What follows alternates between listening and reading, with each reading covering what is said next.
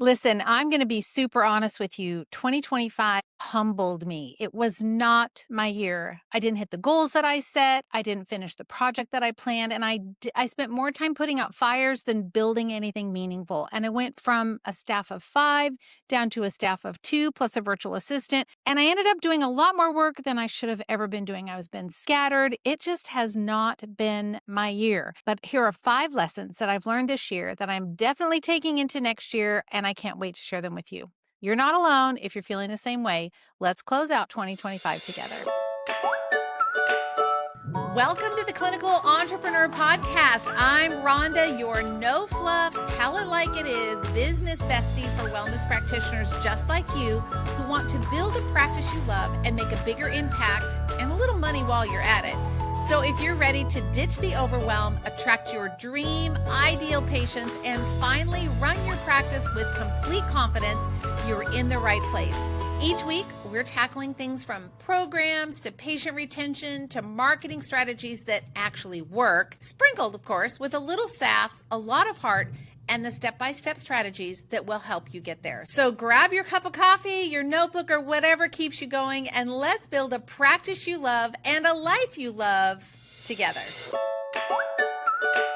Well, hello, friend. Welcome back. It's the end of the year, and we're gonna just get all sappy today on the podcast. It's been a rough year, let me tell you. I already mentioned that, but I was thinking about this year, and you all know, if you've been hanging around with me for a while, that one of my most favorite things to do at the end of the year is to do what I call my list of tolerations, and I talk about it every year because I love it so much, and it's basically a list of 100 things that you're tolerating. Most of the time, you can easily get 35 things on the list. So for instance, it might be you're tolerating that underneath your kitchen sink is filthy and you need to clean it. Every time you open it, you're like, oh, it's so gross under here. I mean, it's toleration. Something that you look at all the time and you think, I'm just over it. Or, some closet that needs to be cleaned, or you need to do some repair on your car. But there are things that you also tolerate, like in your internal world. You also tolerate things not only just in your home, but in your business, because we are business owners after all. So there's lots of things that we tolerate, and we make sure that, we kind of conveniently avoid the things that we don't want to do because, well, we really just don't want to do them. Something that I would say is a drain on your energy. So it's taking away from your vitality. It's in the back of your mind, rolling around back in there going, I need to be done. You need to do this. And every time you open up under the sink and you throw something in the trash, you go, oh, it's there. But think about how much more brain space and energy you would have if you open up underneath that sink and that cupboard was all cleaned out. Baby, it'll only take you 10 minutes. But why are we not doing the thing that takes us 10 minutes? I don't know. It's just what we do, right? We procrastinate. So this year, I've made my list of 100 tolerations. And so what I found very interesting this year, and this kind of leads me to what I want to talk about, is that usually I can get through easy 35 to 50 tolerations. There's always some little niggly things, like some system I need to update or I never have trouble ever. And from 50 to 75 is a little harder. I kind of have to dig deeper. And then from 75 to 100, those last 20, 25, I'm like looking for things. I'm thinking, okay, clean off the case of my cell phone. That's a toleration because it gets so gross. I'm really digging for things, but I'm determined to get to 100. And I have been known to make up a few things just to get my list to 100, truth be told. What I found very interesting was that I couldn't even come up with 30 things. I kept stopping and I was waiting and thinking and waiting and thinking and nothing was coming. And I thought, what is wrong? My life is not all together. In fact, I feel like it's a lot more chaotic than it's ever been. So why am I not coming up with the things? What's happening? Like, what's going on in my brain? And I realized that I think that I have a little bit of, I want to say PTSD, but in the most respectful way. I'm not minimizing someone who really has it. I'm sort of using it as an analogy, but I think I have like some post-trauma from what has transpired in 2025. And I would never have guessed that I was going to be talking to you about this today. So here we are. It's fitting for the last podcast of the year because I think we all feel like we're not getting done the things that we need to get done, or we're not good enough, or we haven't achieved the goals that we wanted to achieve. And the first thing that I really had to admit to myself this year was that I think I'm a dopamine addict, not in a dramatic, like clinical sense like that, but it's a sense that I cannot stop chasing the tyranny of the urgent. It's the urgent things that I have allowed to drive me this year, like checking email all the time, responding to messages, jumping into Slack, jumping in and like micromanaging something that doesn't need to be micromanaged, or not letting an employee make a mistake, even though I can see it happening, but I want to get in and correct it before it happens. And I can't do that. That's just not a good idea. It's not good for anyone, especially for me, for my brain. And I just keep going down rabbit holes. And there's kind of a joke, like, you hear about like your squirrel brain. It's kind of a joke in my brick and mortar office in Seattle. And it's basically like, how many rabbit holes can Rhonda go down in one day? And I have never been like that. But what I realized was that the tyranny of the urgent, like all the things that are happening all the time, that has been what's run my life for a big part of this year. I feel like addicted to a slot machine. Like I need the dopamine hit all the time. I'm looking for that next ping. I'm looking for the next hit. And what it's doing is it has, I don't want to say destroyed, but it has greatly impacted my ability to do the deep thinking work. Not because I didn't have time. I mean, we all could say we don't have time, but we make time for what's important to us, right? But because I really, truly had a hard time focusing long enough to make any kind of meaningful progress. And that was what happened when I was making my list of tolerations. I figured out that it was because my brain was like a ping pong ball, just ping, ping, ping, ping, ping. And I couldn't settle it down because I was responding to all the things that are urgent all the time rather than doing anything that was meaningful and important. Not that I don't do meaningful things, but there were things that I wanted to do this year that I literally couldn't get done and didn't get done. And they were high, high, high on the priority list. So here's what I'm taking into 20. I have to say, I don't have this figured out yet. I don't know quite how I'm going to get off this. Well, I have a little bit of a plan. I'll share that with you in a minute. But I've got to get off this dopamine hamster. And I know that the first part is just to be really honest about it and say, this is what's happening. My brain is being hijacked by all of these urgent things. And it might mean like putting my phone somewhere else. You know how we are. I don't know, I've got kids and I think, well, what if they need me? But a week will go by and I never hear from any of them. What's wrong with these kids, right? And I don't hear from them because they're fine. Like everything is fine. So why do I need my phone right next to me? Why? Why do I need to hear the ding, ding, ding? I don't need to hear all of that. And maybe it's like literally closing my email, not just leaving it open, sirens outside, not just leaving it open and then telling myself that I'm not going to check for it. I'm not going to check my email. That's not going to work. Because if it's open, I'm an addict. I'm 100% a dopamine addict. I think what I'm going to do is I'm just going to stop. I'm going to silence the dings and I'm going to put as much space between me and the things that are calling on my dopamine in this next year, because I have meaningful work that I need to get done. And I didn't do it this year because I got so addicted to the ping, ping, ping, ping. So that brings me to number 2. My second lesson that I really learned this year is that my self-talk needs a talking to. I have allowed myself, or my self-talk, the little voice in your head, that your voices should be your friend, but how often do we let the voice be our enemy? And I catch myself thinking, I'm never going to get out of this mess, or, I'm never going to get these systems done, or I'll never have that update for Clinical Academy done that I've been working on all year and it's not done. I'll never have that next program that I want to roll out done. I'm just never going to get it done. Well, then if I say that, guess what's going to happen? Never going to get it done. Or I'll say, it's just too much. I'm never going to be able to go home to Las Vegas. I'm going to be stuck in Seattle forever. Like, I need to take my inside voice and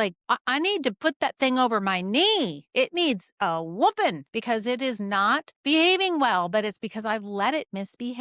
I've allowed it to just go off and think about all the things that I don't want. But your mind, my mind, this. It doesn't matter if whatever I'm thinking about, that's what I'm going to get more of. And I've really been very intentional about this of late. What is it that I want? What do I want? Do I want to travel? Do I want to retire? Do I want to sell? Do I want to keep doing what I'm doing?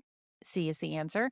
But what do I want that to look like? Do I want to work 80 hours a week, which is what I'm doing now? I don't love this. So if I don't love it, why am I doing it? And I use excuse. Well, it's just busy. I've got 2 businesses, blah, blah, blah. But how much of that is because I let my self-talk talk me into what I don't want, because I'm not disciplining my mind to say, what do I want? And then I rehearse in my mind and say over and over what I do want instead of focusing on what I don't want. Because if I don't write it down, there's power in writing things down. You know, we learn better when we write things down, right? Pencil, paper. It's old fashioned, but hey, it works. Rather than typing it at a computer, there's something about it in the brain that starts to rewire your brain. And I've not done that this year. I've not been good about revisiting my goals and thinking about them because I've been let the dopamine thing take over. So in my mind, I've not put my thought life, my thoughts, my mental energy in check. So this year, moving into 2026, one of the things that I'm going to be really intentional about doing is getting crystal clear about what I want, not what I'm afraid of, not the people that I think I'm going to let down, not the things that I'm like drowning in, what I actually want. And I'm going to write it down. I'm going to say it out loud. I'm going to write it down again.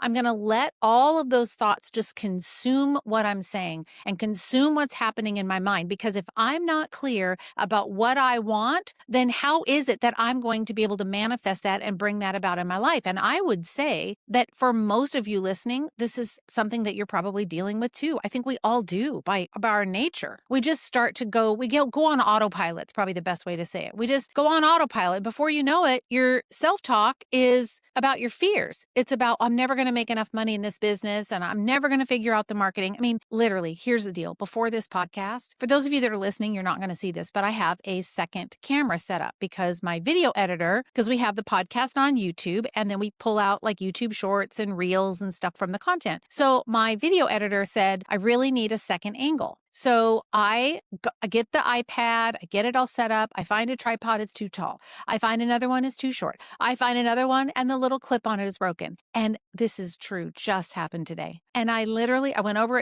we have a storage room and I went over to the storage room. And as I'm walking to the storage room, I am mad because I just don't like it when things don't work. I want it to be easy.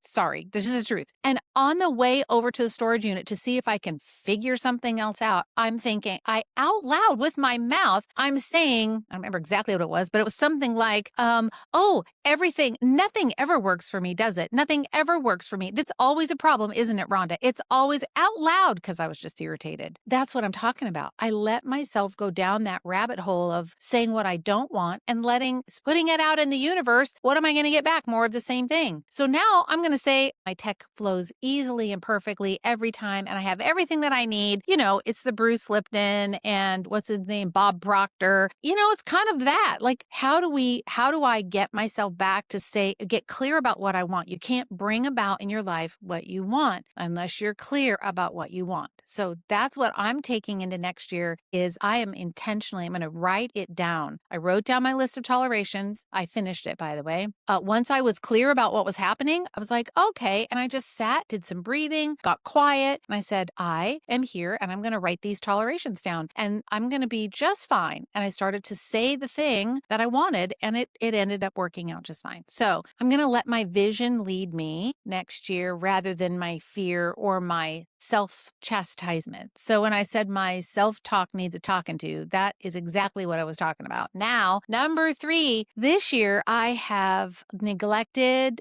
and I don't even want to say this, for those of you that are in CBA, you'd be like, girl, you just ratted yourself out. Yes, I kind of did. I have let all of the back end or back office systems go. I've not been great about it. In fact, like for instance, I was late paying my property taxes this year. Why? Because I didn't have a system to remind me and I was late. My husband called me and goes, got a late notice in the mail on the property taxes. Did the check, what happened? I was like, are you kidding me? And then I go into, what is wrong with you? You can't even organize it. I'm all in this negative thing. I have to just stop. The problem isn't that I didn't pay it. The problem is that I didn't have a system that reminded me because I shouldn't have to remember it. I don't need to remember it. I just need to get a system in place that allows me to rely on the system to give me the reminder to say, hey, don't forget your property taxes are due. Easy. Then I never have to think about it again. But I didn't. I thought, I'll remember. I'll get it done. Another one that I blew, and I haven't fixed this yet, is I missed 2 quarterly reviews with a new employee. 2. Not just 1,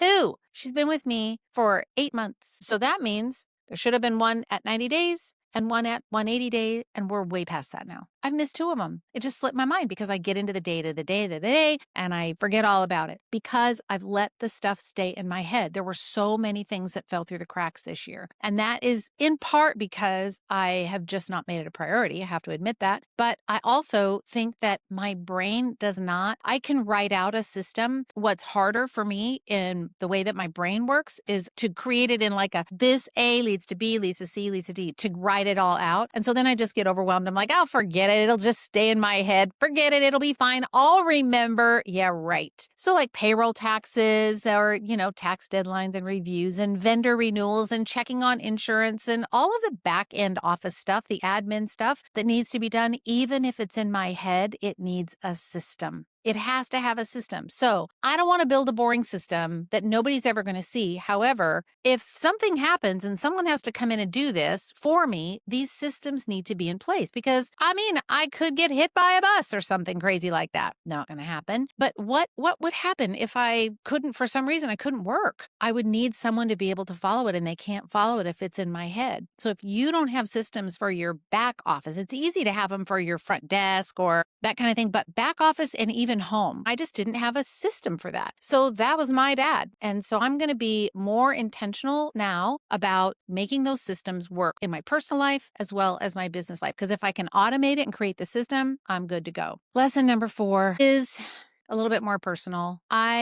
This past year, I went from, I had a massive amount of staff turnover for no necessarily wrong reasons. It just happened that way. I went from a staff of 5 down to a staff of 2 plus a virtual assistant. And it has been rough. One of the departures was sudden and unexpected. And the others were life changes, having babies, starting families, that kind of thing. But when you pretty much your whole staff leaves, one of the 3 that left is now back in a part-time capacity. And I'm so grateful for that. But I had to hire a new person in a key role. I had to onboard a virtual assistant that has taken a lot, but I've taken on the rest. And I'm doing things that I don't need to be doing that are not the best use of my time. But I've tolerated it all year. I've tolerated that I've been busy. You know how we just hide behind that and use it as an excuse. And I say, oh, well, it's just temporary. I'll delegate it. I'll get it. I just got to get through this week or just get through this month or, at the end of next quarter, I'll do it. And here I am in December and I have not done it yet. But what happens is the temporary becomes permanent and then survival mode becomes then my operating system. And then the survival mode is what throws me into the dopamine hit because I'm drowning. I feel like I'm drowning. And then that throws me into the dopamine hit and I'm just looking for something that's going to make me feel good. And I'm so deep in the day-to-day operations that I can't even think strategically. I can't even begin to think strategically. This is why I couldn't work on the Clinical Academy update, which we had all mapped out. I couldn't work on it because I had staff turnover and I couldn't get out of survival mode. I'm like in fight or flight all the time because I was just too busy keeping all of the things alive and going and cooking in the business and hiring and training and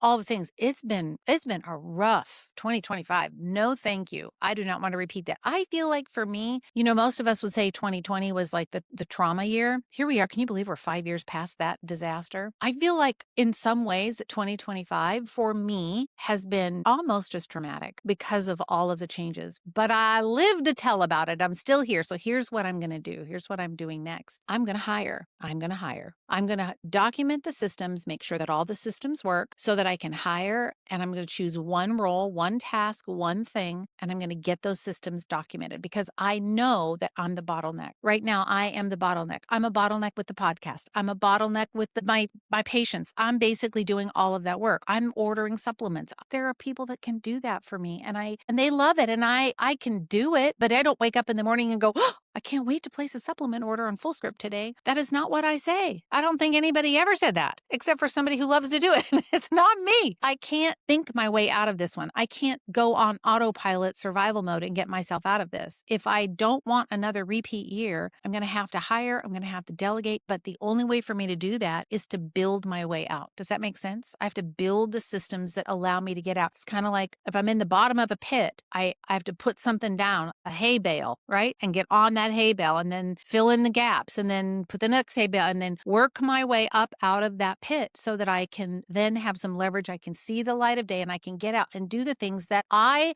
need to be doing as a business owner, a CEO, a leader. And it's not ordering supplements. I should not be doing that. But I first had to stop. I have to stop saying, I got this, no problem, I'll do it. I just have to ask for help. And I've got to do it because it's been rough. And number 5, lastly, I just have to slow down. My poor little brain is just on overload all the time. I have been so reactive all year long. I've been responding to fires and jumping every time the ding ding happens on my computer. And I've been saying yes to things I should have said no to. And I go from task to task to task, and I never stop to ask, is this really that important? Must it be done right now? Can it wait until later? And because I didn't stop to ask that question, the result is that I didn't get the big things done. I didn't focus on what was most important, the things that I care about, the projects that would move the needle, the things that you all are waiting on me for.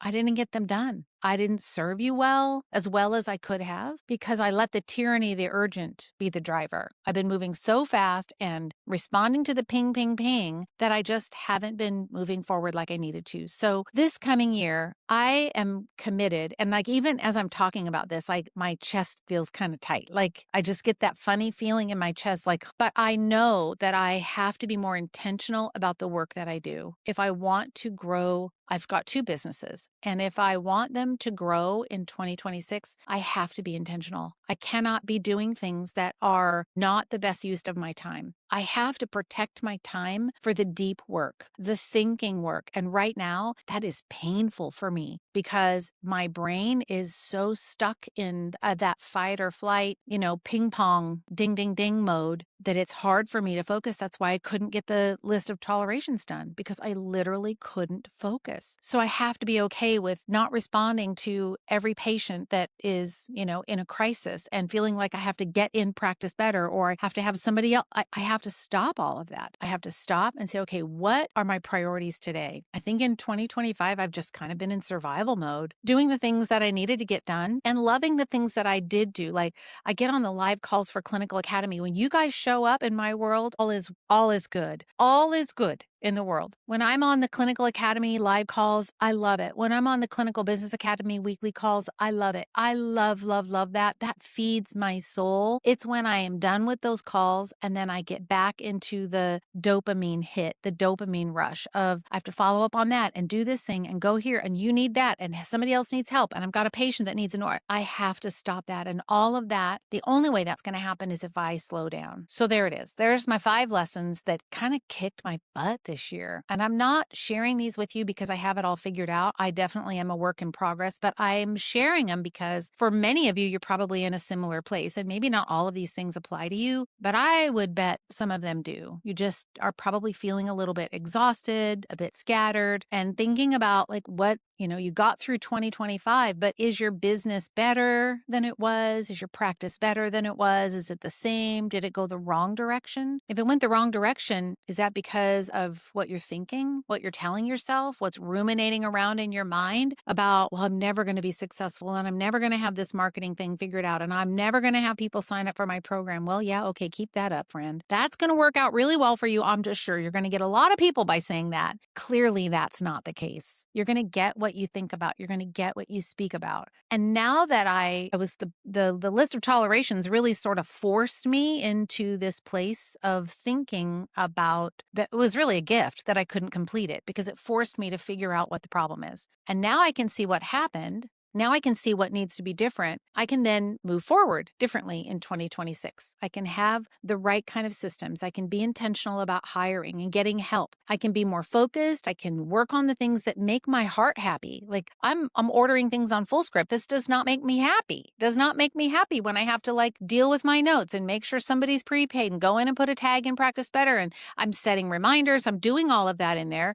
But that does not make my heart happy. What makes my heart happy is helping you. It makes my heart happy to help you with clinical protocols and business. And the 2 are interchangeable. We can't extract one from the other, but all of that makes me so happy. So if any of this resonated with you, send me a message, send me an email. You can always reach me. I just would love to hear from you. I know I'm not alone in this. I know I'm not alone. And I hope that this is making you maybe just take a pause to stop and kind of think, Yeah, probably me too. And then get clear. Maybe start with your list of tolerations or think of 3 things. What do you want for next year? And get clear about what you do want and write them down. Say them out loud every day. Ruminate on them. Think about them. Don't let your external environment dictate what you say, what your self-talk is, because that's never, ever going to work. Ever, never. So I would love to hear from you. Now, before I go, I got to tell you there's something kind of cool coming in January. Part of my year-end planning always involves setting up, and I'm thinking about the podcast always, but this year, starting in January, as you know, we are doing something that's super cool. I'm going to start a 6-week series called Clinical Thinking. I'm going to let you in on how I work through cases, but these are not easy cases. They're hard ones. And there's plenty of failures in them. And so I'm going to just spill it all, my friend. These are my own real patients. Some of the names and ages and sexes have been changed to protect the innocent, blah, blah, blah. But they're kind of hard. They're harder cases. And I want to walk you through exactly how I think through them, what I look for, what I miss, what I would do differently. Some of them I got right and knocked it out of the park. And other ones, I got them completely wrong before I got them right. But I'm going to share all of that with you. So get ready. The first episode will be out next week on January 6th, the Tuesday.